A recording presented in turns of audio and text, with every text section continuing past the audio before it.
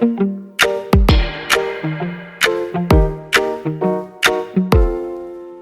วัสดีค่ะขอต้อนรับสู่รายการนาสัตว์สารพัดเสียงวันนี้เป็นเรื่องราวของนกที่ค่อนข้างแปลกค่ะแปลกทั้งรูปร่างหน้าตาการใช้ชีวิตและชื่อนั่นก็คือนกตบยุง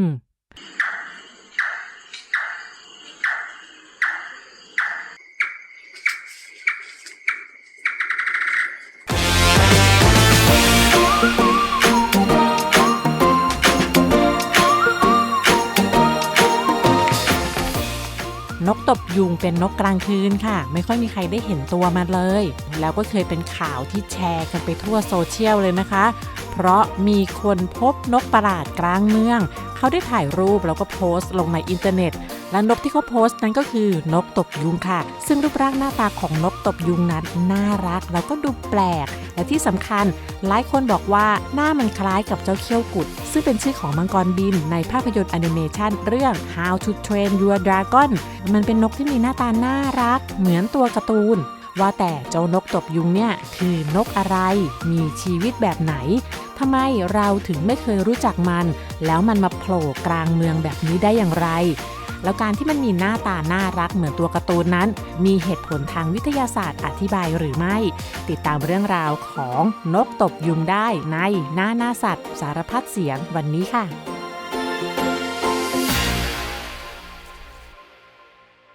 นกตบยุงนั้นเป็นนกที่หากินตอนกลางคืนค่ะมันเป็นนกที่ใช้ชีวิตเงียบๆเรียบร้อยเก็บเนื้อเก็บตัวจนน้อยคนที่จะรู้จักค่ะและยิ่งถ้าไม่ใช่คนที่ชื่นชอบการดูนกหรือว่าสนใจเรื่องนกแล้วก็ชื่อของนกตบยุงนั้นไม่เคยปรากฏให้ได้ยินเลยด้วยซ้ำจนกระทั่งวันหนึ่งก็มีคนพบนกประหลาดตัวหนึ่งหลงทางมาหลบอยู่ที่ระเบียงคอนโดในกรุงเทพค่ะผู้ที่มีความรู้เรื่องนกเขาก็มาบอกว่านี่คือนกตบยุงยักษ์เป็นหนึ่งในนกตบยุงที่มีอยู่ในเมืองไทยทั้งหมด6ชนิดค่ะมันเป็นสัตว์ป่าคุ้มครองของไทย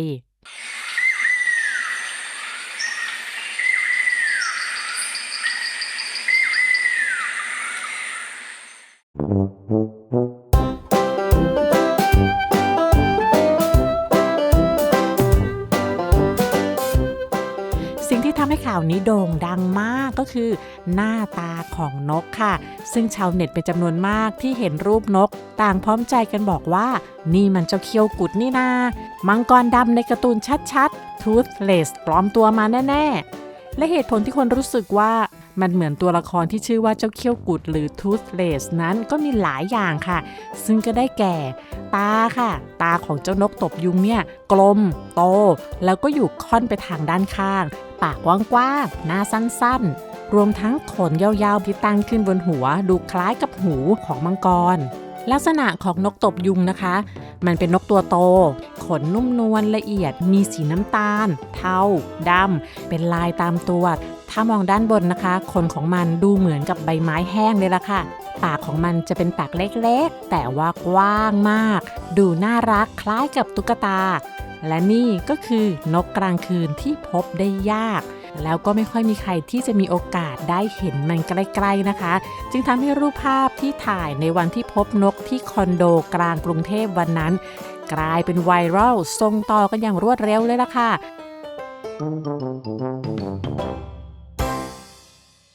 วันนี้เราจะมารู้จักกับเจ้านกตบยุงค่ะเริ่มด้วยความสงสัยที่ว่าการที่มันมีใบหน้าที่ทำให้มันดูน่ารักมากๆนั่นก็คือปากเล็กๆแต่ว่ากว้างมากๆและเหตุผลอะไรทำไมมันถึงต้องมีปากแบบนั้นขอถามลุงหมอเกษตรนายสัตวแพทย์เกษตรสุเตชะค่ะ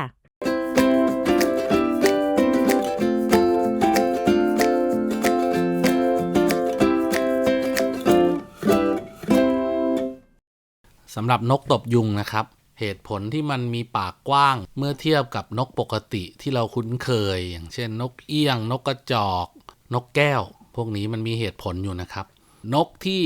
บินหากินในอากาศโดยเฉพาะกลุ่มนกกินแมลงนะครับไม่ว่าจะเป็นนกตบยุงนกปากกบนกนางแอ่นนะครับพวกนี้ที่บินหากินแมลงอยู่ในอากาศมันจะวิวัฒนาการปากให้อ้าได้กว้างแล้วก็มีจะงอยปากค่อนข้างแบน แต่กว้างไม่ใช่จะงอยปากยาวๆเหมือนนกเงือกหรือว่าจะงอยปากยาวๆเหมือนกับนกเอี้ยงที่ไว้สำหรับขุดเจาะอันนี้คนละแบบ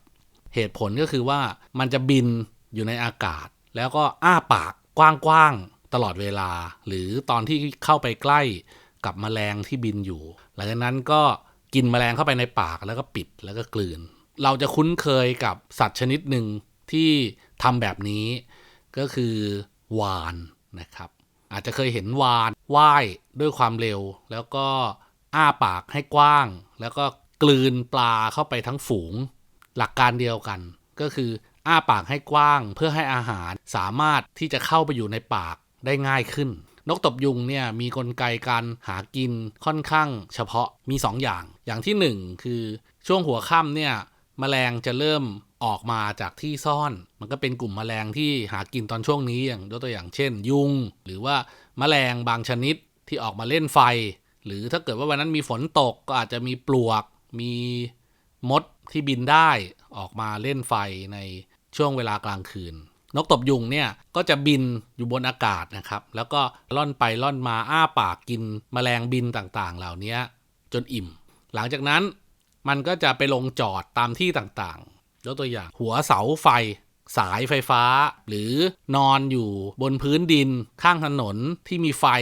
ถนนเนี่ยอยู่ด้านบนลักษณะการหากินแบบนี้ก็คือว่าโฉบขึ้นไปบนอากาศแล้วก็งับอาหารแล้วก็ลงมาจอดที่เดิมอันนี้คือลักษณะหากินที่2ของนกตบยุงเพราะฉะนั้นเนี่ยมันเลยมีความจำเป็นที่ต้องวิวัฒนาการตัวเองให้ปากกว้างนะครับเพราะว่าจะงอยปากแทบไม่ได้ใช้ขุดเจาะอะไรเลยส่วนใหญ่ก็แค่ใช้ปกป้องตัวเองหรือว่าคอยจิกนู่นนี่นั่นนิดหน่อยเพราะนั้นเวลามันหากินมันจึงต้องอ้าปากให้กว้างมากๆนะครับบางคนเห็นนกตบยุงเนี่ยตอนมันหุบปากเห็นว่าจะงอยปากมันเล็กนิดเดียวแต่พอจับมันจริงๆเนี่ยปรากฏว่ามุมปากของมันเนี่ยอยู่เลยจากจะงอยปากมาอีกเป็นเท่า1หรือ2เท่าเลยทำให้มันสามารถอ้าปากได้กว้างมากแล้วก็ลิ้นมันเนี่ยก็สั้นด้วยนะครับเพราะมันไม่ได้ใช้ลิ้นทำอะไรด้วยวิธีหากินแบบนี้จึงวิวัฒนาการปากมาให้กว้างมากๆครับ Okay.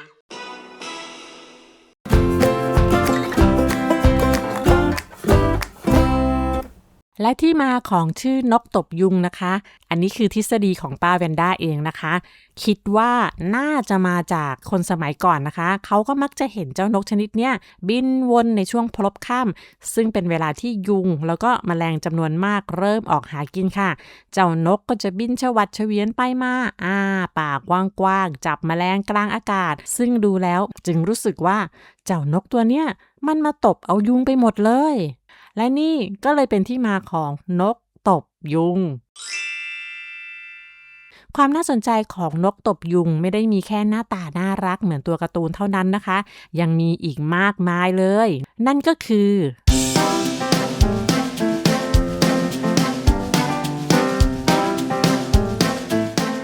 มันเป็นนกที่มีความสามารถในการพลางตัวขั้นสุดยอด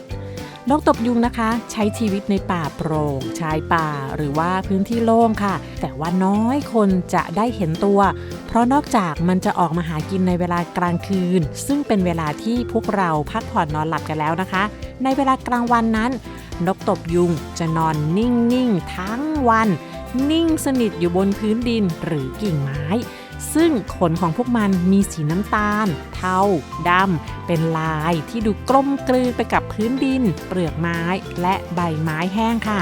ที่ทำให้ดูแล้วเนี่ยเหมือนกับกองใบไม้แห้งมากกว่าจะเป็นนกแม้จะมีคนเดินผ่านมาใกล้ๆก็รับรองได้ว่าไม่มีใครรู้ว่ามีนกอยู่ตรงนั้นและที่มันไม่เหมือนนกอื่นๆอีกอย่างก็คือนกส่วนใหญ่นะคะเมื่อออกไข่ก็จะสร้างรังด้วยความตั้งอกตั้งใจเพราะว่ารังเป็นสิ่งสำคัญในการปกป้องชีวิตน้อยๆที่จะเกิดมาค่ะแต่นกตบยุงหลายชนิดไม่สร้างรังค่ะมันนอนตรงไหนก็จะวางไข่อยู่ตรงนั้นนั่นก็คือวางไข่อยู่บนพื้นดินนั่นแหละวางเฉยๆไม่ซ่อนไม่หลบไม่แอบแล้วก็ไม่บังใดๆเลยฟังดูเสี่ยงใช่ไหมคะว่าวางไข่แบบเนี้ยจะรอดเหรอเดี๋ยวก็โดนใครเอาไปกินหรอกแต่ว่าที่ผ่านมานะคะนกตบยุงรอดพ้นอันตรายมาได้ก็เพราะว่า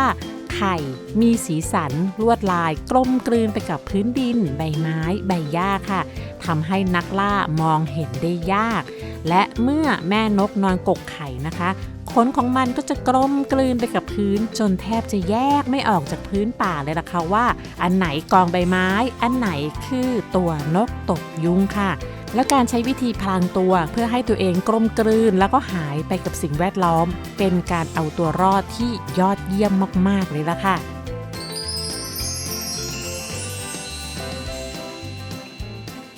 นอกจากตอนกลางวันจะอยู่นิ่งๆเงียบๆแล้วนะคะตอนกลางคืนที่บินออกไปหากินนั้นมันก็ยังบินได้เงียบมากด้วยที่บินได้เงียบขนาดนี้นะคะก็เพราะว่าปีกของนกตบยุงนั้นนุ่มแล้วก็โค้งรับกับอากาศทำให้ไม่มีเสียงค่ะแล้วการที่มันเป็นนกกลางคืนนะคะมันก็จะมีตาโตตาจะอยู่ด้านข้างของหัวค่ะไม่ได้อยู่ด้านหน้าแบบนกฮูกนกข้าวแมวนะคะ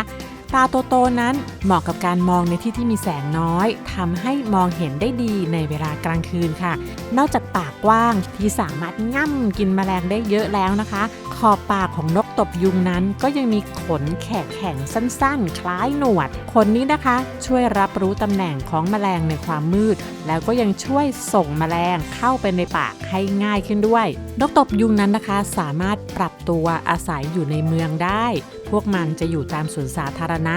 หรือบินมาหาแมลงกินในเขตเมืองช่วงหัวค่ำบางครั้งพวกมันก็อาจจะบินหลงเข้ามาติดในตึกสูงหรือว่าคอนโดเพื่อตามแสงไฟมากินแมลงค่ะแล้วถ้าตอนกลางคืนนะคะใครที่ได้ยินเสียงร้องแบบนี้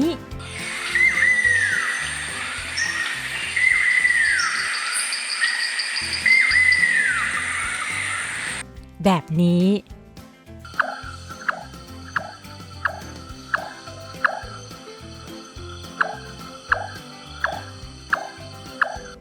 และแบบนี้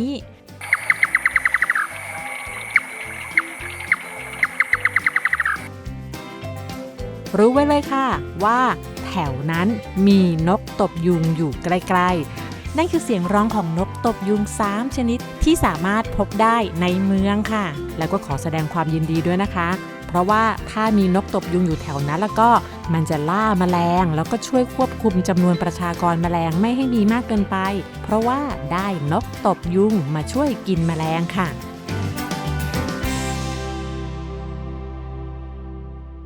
ขอปิดท้ายด้วยนิทานนกตบยุงนะคะนิทานเรื่องนี้มาจากแอฟริกาค่ะซึ่งที่นั่นก็มีนกตบยุงเหมือนกัน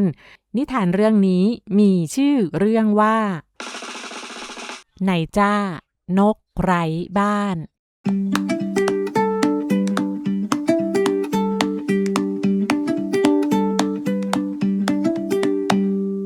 นกตบยุงตัวหนึ่งชื่อไหนจ้ามันเป็นนกที่สร้างรังของตัวเองไม่เสร็จสักทีมันจะนอนตอนกลางวันบนกิ่งไม้แล้วก็ตื่นตอนกลางคืนเพื่อไปบินดูรังของนกต่างๆมันชื่นชมความสวยงามของรังนกกระจาบที่ถูกถักทอห้อยระยะบนกิ่งไม้มันอิจฉารังเล็กๆที่ทำจากใบไม้ใบหญ้าของนกกระจอกแล้วมันก็ทึ่งในความสามารถของนกนางแอ่นที่คาบก้อนโคลนมาทำรังตรงหน้าผายิ่งดูรังของนกตัวอื่นๆมากเท่าไหร่ไหนจ้าก็ยิ่งรู้สึกว่ารังของตัวเองนั้นยังไม่ดีพอมันจึงรื้อรังที่สร้างไว้แล้วก็เริ่มสร้างใหม่สร้างแล้วก็รื้ออีกแล้วก็เริ่มใหม่ทำแบบนี้ซ้ำๆจนฤดูฝนผ่านไปเข้าสู่ฤดูหนาวแล้วฤดูหนาวก็ผ่านไปจนกระทั่งดอกไม้ป่ากลับมาบานอีกครั้งเหล่านกต่างๆก็มีคู่ส่งเสียงเจ้ยแจ้วกันเต็มป่ามีเพียงไหนจ้าที่ยังไม่มีรังของตัวเอง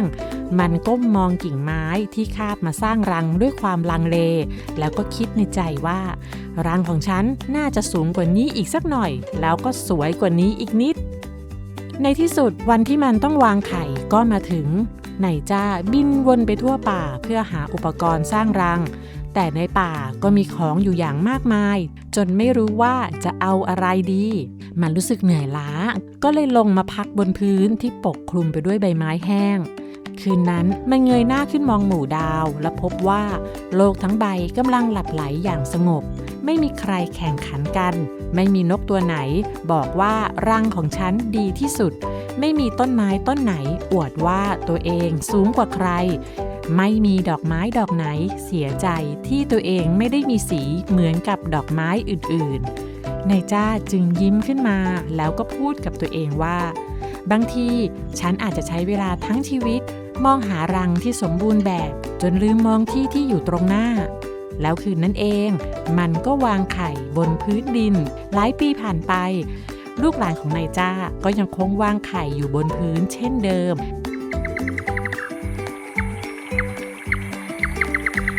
และทั้งหมดก็คือเรื่องราวของนกตบยุงค่ะแล้วพบกันใหม่ในครั้งหน้านะคะวันนี้สวัสดีค่ะ